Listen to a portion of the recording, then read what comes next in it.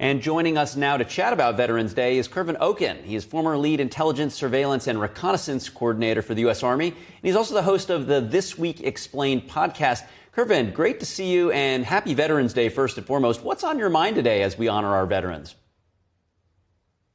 Yeah, well, thank you so much for having me on. It's a special day for me. I was just telling some of my coworkers today, it is one of my favorite holidays, half-heartedly saying, because you have to thank me for my service. But jokes aside, I think it is an important day. This country was built on veterans. Our first president was a veteran in one of the greatest wars ever fought for the freedom of this country.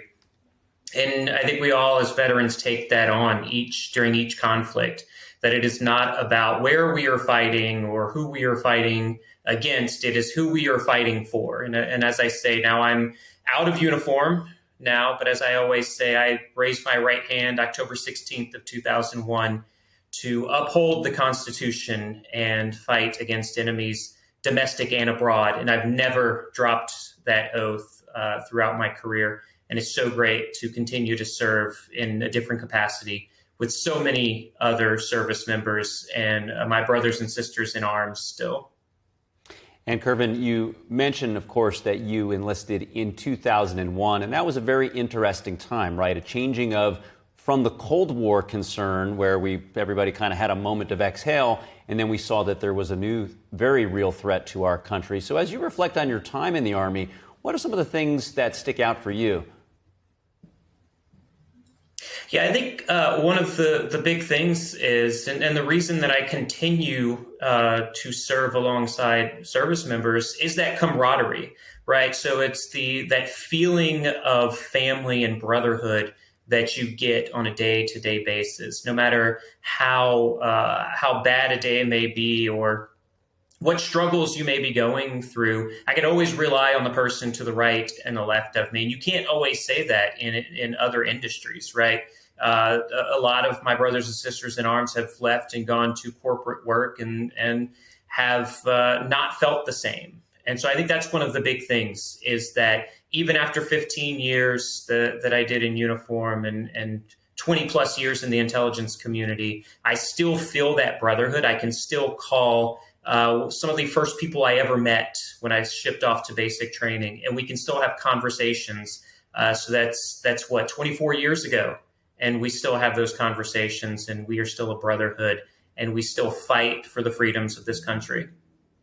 Oh, that's so great to hear, Kervin. And if you could give your self-advice or to the next generation, having this hindsight that you have now, what might you offer somebody who's on the fence on if the military's for them? And it's certainly fine if it's not, right? But what type of advice would you give to somebody to figure out if that's the right career path, and what might you have done maybe just a little bit differently had you known what you know today?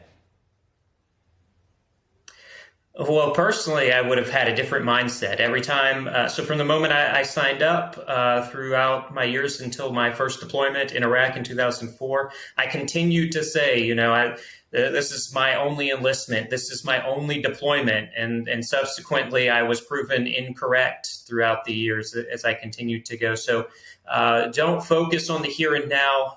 Focus on the future. And a great quote that has always stuck with me all the way through basic training, through my advanced individual training, through the Defense Language Institute for Arabic, which is has a 7% pass rate. It's one of the toughest courses you can go through in the military. It was never give up, never ever give up, and you should always feel that way. If you don't believe that the military is for you, that's fine. But if you don't think you can get through it, you've already failed in your mind. So never give up. And as we gone through past wars and possibly a future conflict with a great power, I will say to the country, to the United States, to future presidents, never give up. Never, ever give up. Yeah, so true that the mind really is the most powerful thing, right? And the attitude that you take into your work, whether in the service or whatever you do, whether you're a family person, having that positive mindset and that belief. Now, with veterans, not all is rosy, right? There is PTSD epidemic, suicide rates unacceptable. So what would you like the general public to know that maybe they misunderstand about veterans so that there can be better harmony between the veteran community and the civilian community?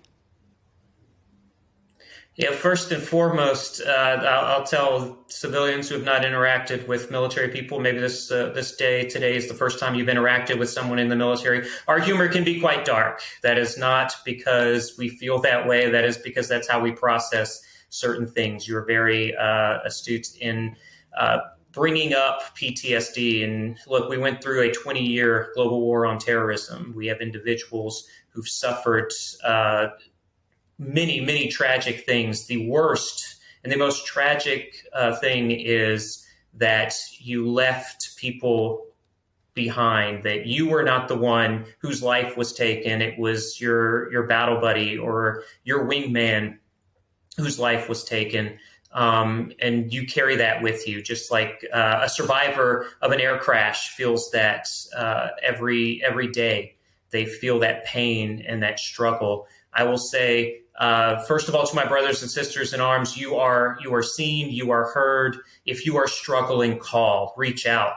If you know me and you're seeing this and you're having struggles, you know my social media, you know my number, reach out and call. It does more to service members to talk about what went on, to talk about our struggles than it does to just sit and dwell on it. I will tell you that as someone who had to be ripped from that with loved ones and family members, and who still to this day will receive phone calls that are tragic, and thinking, could I have just said something? Could I have made that phone call? So for those struggling, reach out. And for those who know of someone who may be struggling, please reach out. Please say something. Please call. Just have a conversation. That is the best thing that can happen, especially today. Well, incredibly gracious. We appreciate you joining us on this Veterans Day. Kervin Oken, host of the This Week Explained podcast. And on behalf of all of us at NTD, we do thank you for your service. Thanks, Kervin. Thank you so much. Stay safe out there.